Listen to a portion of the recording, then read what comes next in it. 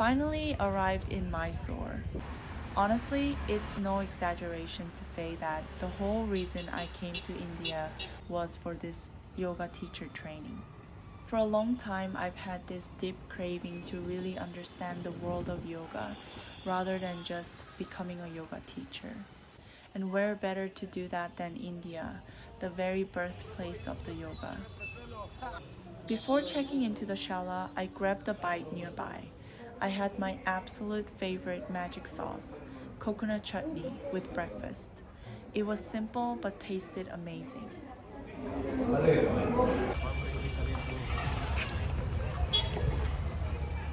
I took a quick wander through the market near the restaurant, but I think I made a mistake. There were way too many things I wanted to buy. I got lured in by the scent of burning incense and ended up chatting with the shop owner for a while. It's like henna. Similar. Similar. Wow, that's so pretty. Let it dry just few minutes. Okay. Also, you can dye your. He even gave me some free incense and told me to come back later. I'll definitely be back when I have more time. After that, I met Stella and Sebastian, my new friends from France who are doing the training with me, and we headed to the yoga shala together. During check-in, the cutest little friend greeted us, and she truly became the joy of our February batch. My room is pretty decent, but with the high iron gates, bars on the windows, and CCTV, it feels a bit like a prison. It gave me a good laugh. After dinner, we walked through the dark rice fields together under a stunning full moon. I soaked up the lunar energy and made a wish to finish this journey safely and find the meaning I'm looking for. Next morning, I woke up absolutely starving. As soon as I heard the breakfast bell, I ran to the dining hall. Later, Master Santosh led the orientation. We went over the ashram rules, the schedule, and did more introductions. Our February batch got orange t-shirts. He said this saffron color symbolizes purity, enlightenment, and sacrifice. I wonder what it will mean to me by the end of this. After lunch, Sonam suggested a walk. Thanks to him, the awkwardness in the group is fading fast. And even though it was hot, it was great getting to know everyone. The afternoon brought a light yoga session focused on a basic flow. Since it's been a while since I've been on the mat, I struggled a bit, but I felt so refreshed afterward. After dinner, a mini concert by Sonam broke out in the courtyard. The moon was a unique shade of red and so beautiful. Here's what a typical weekday looks like at Yoga Darshanam. We start our day at 6:15 a.m. with a morning walk to prep our minds. The morning is dedicated to physical practice, starting with Hatha and Pranayama. Breathe out, slowly bring it down with the breath. Exhale, release your hands. Take a breath. Inhale, cross the legs. After breakfast, the rest of the morning is spent on asana techniques and yoga philosophy. Follow. Sixth time. Lunch is at noon, followed by some downtime to relax and study. I usually head out during this time for a walk and to grab some snacks. Wow. More food. So many. No, pinch enough. Okay. Finish. In the afternoon, we dive into anatomy and ashtanga, ending the day with a master class featuring chanting and meditation. Later, we eat dinner together. Often, we'll gather in the courtyard to talk, play music, or go for a walk under the stars. By 9:30 p.m., it's finally lights out for some rest. Once finished, come back to the big class. The more you drink, the more better it cleanses. Saturday was Kriya Day, a time for deep internal cleansing. For the first week's practice, we did Shankha Prakshalana, which means completely flushing out the intestines. Here's the process. First, you mix a liter of water with a tablespoon of salt and a squeeze of lemon. You drink 3 cups of this. Then, you perform a series of 5 specific asanas designed to stretch and stimulate the gut, repeating each move 8 times. Hearing this, you might think, that doesn't sound too bad. But the catch is, you have to do this whole cycle 4 times. The first round was fine, the second was manageable, but by the third round, I couldn't even finish 2 cups. Even after just a cup and a half, I felt so bloated that I thought I might throw up all that water. By the 4th round, I genuinely wondered if this was what drowning felt like. A few of my friends were already running to the restroom, but I didn't feel a thing. I started worrying, did I not drink enough? Is there something wrong with my gut? But as soon as I ate breakfast, it finally happened. Wow, it just all came pouring out. I completely emptied my system. It was such a surreal yet refreshing experience. Since my digestive system is now sensitized from being completely cleared out, I have to stick to congee for all 3 meals today. They said papaya and bananas were okay, so I went into town to grab more. Anyway, I was still hungry. The next day, I temporarily switched off my monk mode and headed into downtown Mysore. My friends went to tour the palace, but honestly, after seeing so many massive monuments in India already, I wasn't really feeling another tour. Instead, I decided to just wander toward the cathedral. On my way, a local guy named Jack struck up a conversation. He was telling me all these cool stories about the city and eventually offered to show me where they make incense. I was a little suspicious at first, but I figured I'd give it a shot. We ended up at a small aroma oil shop. I did get to see a woman making incense, but then the hard sell started. I immediately thought, I've been played. I played along for a minute and then made my escape. Walking the rest of the way, I passed through streets heavy with Islamic culture. I saw a massive crowd gathered at one spot and stopped to see what the hype was about. It was sharbat, a traditional Mysore drink with milk, nuts, and dried fruits.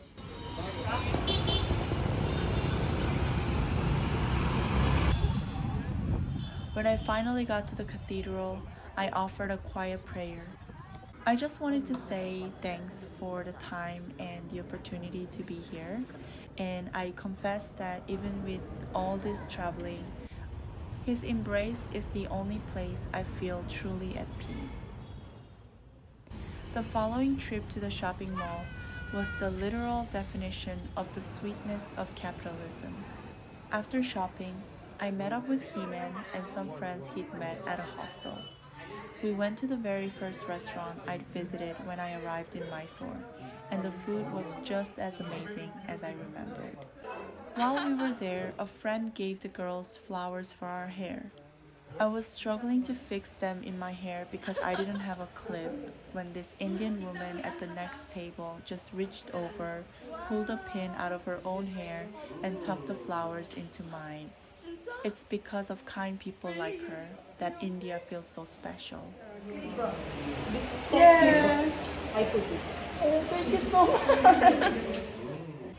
Before heading back, I grabbed some Mysore pak, the city's signature dessert. It tasted like a rich, buttery cookie. I tried to catch the palace at night, but I was too late and it was already closed. Still, seeing it glowing over the high walls was enough for me. There was no Kriya practice on the second Saturday. Instead, I went on a long walk with my friends early in the morning, and the scenery along the way was absolutely beautiful and peaceful.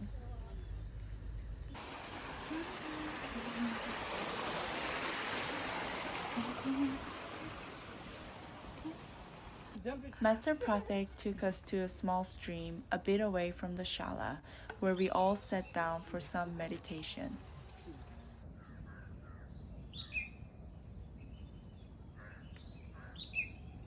to be honest, meditation is still a pretty tough challenge for me. I'm all calm and focused at first, but as soon as my legs start to fall asleep, my concentration is just gone. I guess that's why it's called a practice. After lunch, Heeman and I caught an Indian film at the cinema. From the very first scene, they just randomly burst into dance, and the plot was honestly all over the place and totally wild. It was so much fun. The next day, Heeman and I headed over to Gokulam. It was my first time there, and it felt like a completely different world. The streets were clean, the buildings were modern, and there were so many cute cafes everywhere. We were chilling at a cafe, enjoying some coffee, when we ran into Estelle and Arthur. After our coffee break, we followed our friends to a Shiva temple to celebrate Shiva's birthday. The line to get in was pretty long, but luckily it moved faster than I expected.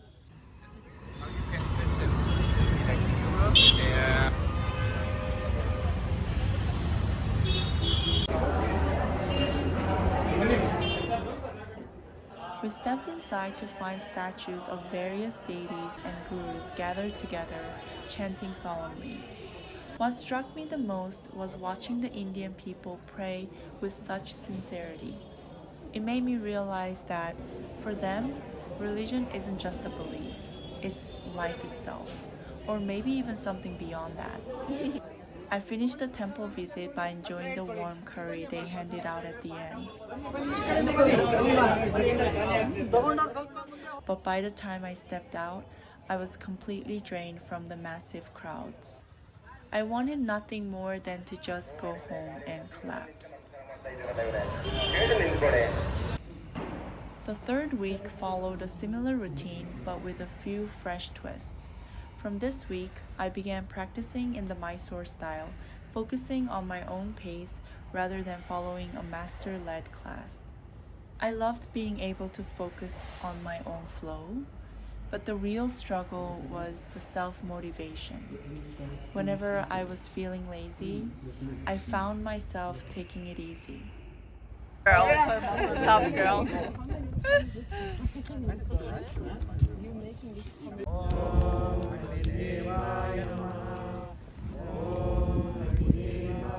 Friday evening was particularly special. We had a campfire, and just spacing out while watching the flames was healing. Everyone was just dancing, chatting, and had a wonderful time.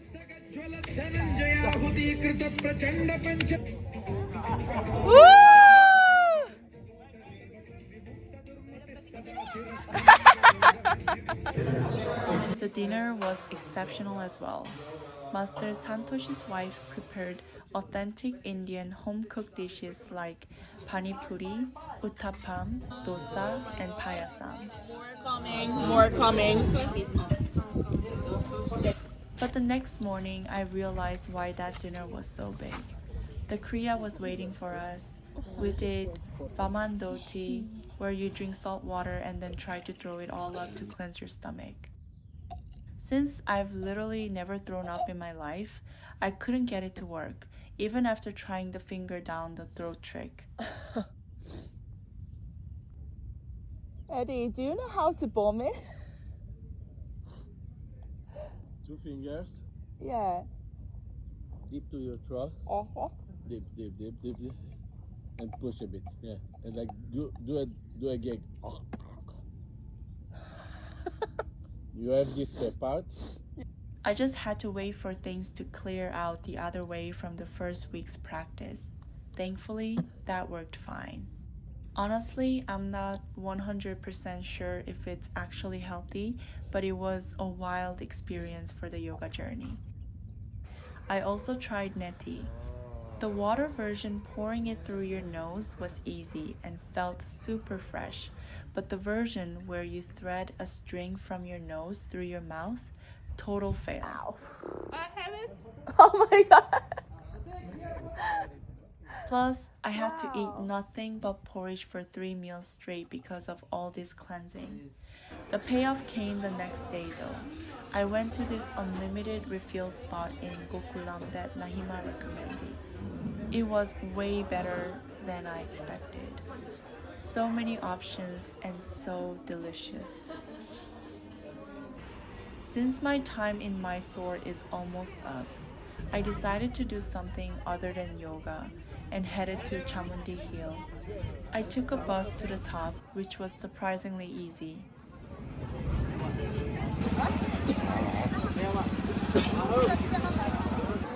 By now, I've seen enough Hindu temples that I wasn't that interested in the building itself.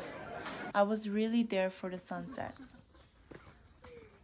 ನನ್ನ ಹೆಸರು ನನ್ನ ಹೆಸರು what is your name Singi. ನನ್ನ ಹೆಸರು ಸಿಂಗಿ ನನ್ನ ಹೆಸರು Singi. Your name? ನಿನ್ನ ಹೆಸರು ನಿನ್ನ ಹೆಸರು. But your name? Buona. What is your name? ಬೋನ Buona. ನಿನ್ನ ಹೆಸರು ಏನು? ನಿಮ್ಮ ಹೆಸರು ಏನು ಮೀನ್ಸ್ ನಿನ್ನ ಹೆಸರು ಏನು? ನಿನ್ನ ಹೆಸರು ಏನು? Sushti Nagamani. Nagamari. Nice to meet you. I got a bit lost, but 3 local girls started chatting with me and showed me the best spot. Wow, this is so beautiful. Chapati! Chapati We took some cute photos together and caught a short but stunning sunset. Let your legs relax.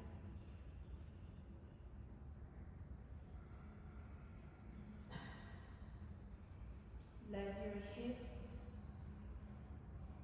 relax. As my time in Mysore came to an end, the last week was all about assessment time. It started with me leading the Savasana. I decided not to stress about the time limit and just focused on making sure everyone actually relaxed. I ended up leading it longer than expected, and honestly, seeing everyone so peaceful was worth it. They all told me they felt amazing afterward. Even if they were just being nice, it felt so good to get the first big task out of the way. Dasha. Inhale, lengthen your spine. Exhale. Ekdam Dasha. Cross your leg. The next day, I taught Dandasana and Paschimottanasana for my asana technique class. I kept it simple and clear for 20 minutes, which I think my tired classmates really appreciated. Step forward to Chakra Dasha. Downward facing dog. So inhale and exhale, Ashtanga, breathe in. Inhale, exhale. This is how to explain. Okay. Not Then came the written exam. I didn't want to stress too much because to me, the journey was more important than the test. I did my best, didn't overthink the hard questions, and was the first one to finish. Just check here. She climbed from here with inhale, get down with exhale. Now she done downward facing dog in this direction. We ended our training with acro yoga, which was so moving. We were literally supporting each other's weight and feeling that collective energy. It really showed me what community is all about. Inhale, lift one leg up, balance, balance and lift up. Excellent. Okay, in this way, see now?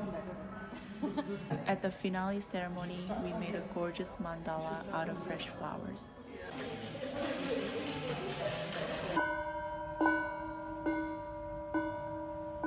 After we prayed to Ganesha, Master Santosh shared an inspiring closing message. Helping you to recognize as a, yoga figure, yoga aspirant. When I was first looking for a shala for my YTT, I went back and forth with my decision for ages. In the end, I chose this place simply because it was the only one that fit my schedule. However, it turned out to be the best decision I could have made. I was able to dive deep into traditional yoga under Master Santosh and gain insights into the wisdom and lifestyle of a true yogi. I am so grateful to him for creating such a perfect environment for practice. keep practicing because you have the talent, very good body. Okay, keep practicing. Try to find the opportunity to teach. Be in the yoga path. Even though you are a student, be in the yoga path. Try as much as possible. All the best. God bless you. When Master Santosh handed me my certificate, everything suddenly felt so real. I've wanted to undergo yoga teacher training since my early 20s, and I finally did it.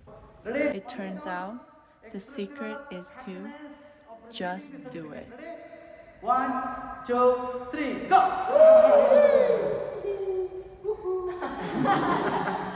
After some group photos, we enjoyed a delicious lunch prepared by Master Santosh's wife, whose cooking was as wonderful as ever.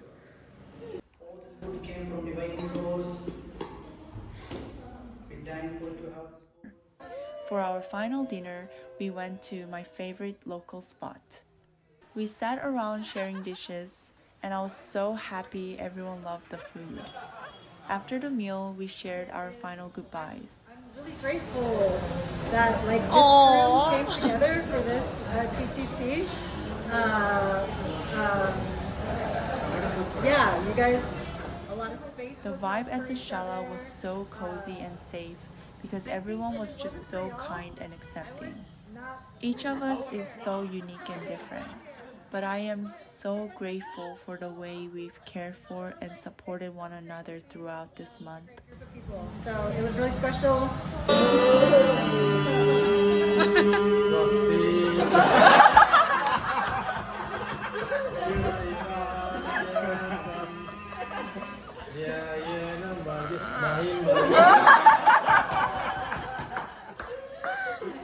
When I first got to the Shala, the area was basically a barren wasteland. But as the weeks went by, I watched everything slowly turn green. By the time I was packing to leave, there were lush green fields everywhere I looked. It felt just like my own journey. When I first started, I was so clueless about yoga, and my mind was like that barren land. But now I feel so grounded. My heart and head are in full bloom. I'm not sure yet how this greenery will mature or what kind of fruit it will bear in the future, but I'm genuinely excited to see the person I am becoming.